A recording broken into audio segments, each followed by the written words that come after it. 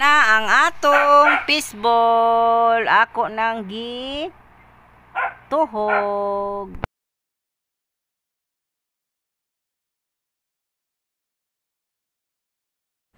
Hi mga kalabis, good morning. To this video, magluto tayo ng fishball. Ang atong ingredients ay harina, asin, fish gamay, ug mga lamas, nya tubig, atong butangan og tubig, kunting magic, nya atong bukayon, nya atong patubuon siya gamay. Pag matubo na siya, ato na siyang lutoon mga kalabis. Nya ato siyang ukayon og ayo kay aron ang iyahang pagtubo mayo. Nya ito na mga kalabis, natubo na siya. Ako na ni siyang gipatubo within 10 minutes. Matubo naman ni siya kay dali naman ni siya matubo. Ito na ang ating pagluto sa ating fishball. So, ito na siya. Ato na siyang lutoon. Pag mag brown brown na siya mga kalabis, imo na ni siyang hawunon.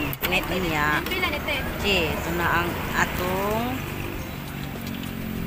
habang nagluto ko, diha po'y namalit mga kalabis.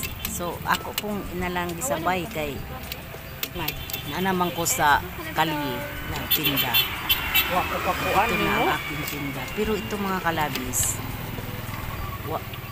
kunti lang ang ating puhunan dito. Pero makatubo po tagina. 8 kabuok cheese. Makapabawon dito ka sa atong anak na nag-eskwela. Alaw-alaw panapit. So, ito ra atong buhaton. Ani niya kay naman siya na palitan na mga kalabis ko. Ani na to siya pagluto. Brown na gamay. katong Bisa na to siya maot ka na siya masunog. Niya. Ito na siya mga kalabis. Karon ang akong buhaton mga kalabis ang maghimo ko og sauce para sa fishball. Diyan na tuyo mga kalabis. Tubig, tuyo. Ayan. Dato puti nga suka na kunting asin. Unya pangpalapot nga cornstarch. Mao na siya mga kalabis ang atong sauce para sa atong fishball. So ito na, ako na siya bukayon. Depende na sa imong pagtimpla. Imo ra mang timplahan. Ani mo kuan kanang mga lamas o unsa, basta ikaw na magpalami sa imong sauce.